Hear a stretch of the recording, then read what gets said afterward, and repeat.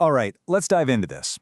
We're breaking down a report that's making some serious waves. It's called Professionalized Corruption, and it comes from the Democratic staff of the House Oversight Committee, released in January 2026. The whole thing is about how digital money, crypto and the like, has allegedly created brand new ways to profit from the presidency. So, let's get into what their investigation is actually claiming. Okay, let's just start with the absolute headline-grabbing number from this report. The analysis alleges that through a few different digital ventures, the Trump family and their affiliates have pulled in wealth and paper gains topping $9.7 billion. It's a staggering figure, and it's really the jumping-off point for everything else the report gets into. And here's the core argument right from the report's authors. They're not just saying this is business as usual. They're arguing that these new digital financial tools create what they call unprecedented avenues for corruption. Essentially, they believe this raises some really serious constitutional and even national security red flags. Now, to build this case, the report does something pretty interesting. It draws a really sharp line in the sand, contrasting two different presidential terms. The main point they're trying to make is that the whole game of profiting from the presidency, as they allege, has totally changed, not just in scale, but in the very methods being used. So think of it like this. The report argues that during the first term, any alleged profits were tied to physical things, hotels, real estate. And those things have limits, right? You can only rent out a hotel room so many times. But what they claim is that the shift to digital assets, cryptocurrency, just blows all those limits away. Suddenly, transactions can be anonymous, they can happen anywhere in the world, and there's virtually no ceiling on the scale. So, how did this supposedly happen? Well, the report zooms in on two specific crypto ventures that it claims are sitting right at the heart of this new financial playbook. First on the list is a company called World Liberty Financial, or WLF.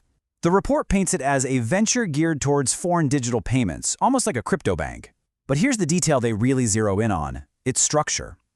The report claims it was set up so that once a certain amount of money came in, a whopping 75% of the net revenues would go straight to the Trump family.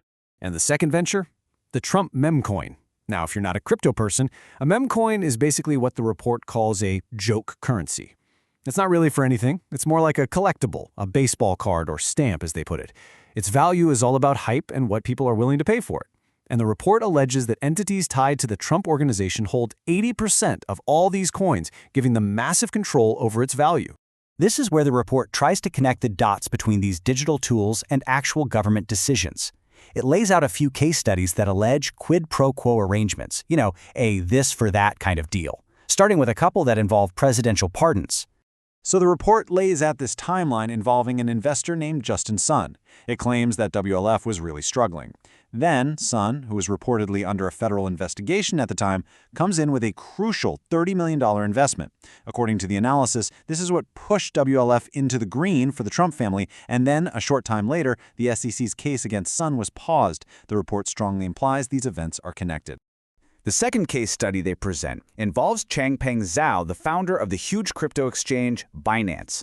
The report points out that he had pleaded guilty to some very serious financial crimes. It then alleges that his company, Binance, made a deal with WLF that was set to be incredibly profitable for the Trump family. And after that, in October 2025, President Trump gave Zhao a full pardon. All right, moving away from pardons, the report's next case study shifts gears and takes a look at national security, alleging a link between financial deals and American foreign policy. This one focuses on the United Arab Emirates. The core allegation here is a supposed link between huge crypto investments coming from the UAE into these Trump family-connected ventures. And what happened next? A change in U.S. policy on selling sensitive tech that was a big win for the UAE.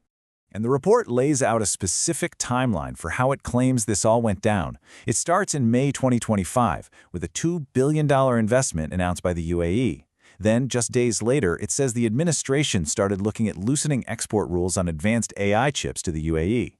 The report then wraps up by citing a New York Times piece that claimed a deal was eventually made, which raised alarms that this advanced U.S. tech could potentially find its way to China. So, after all these case studies, what's the bottom line? Where does the money trail lead?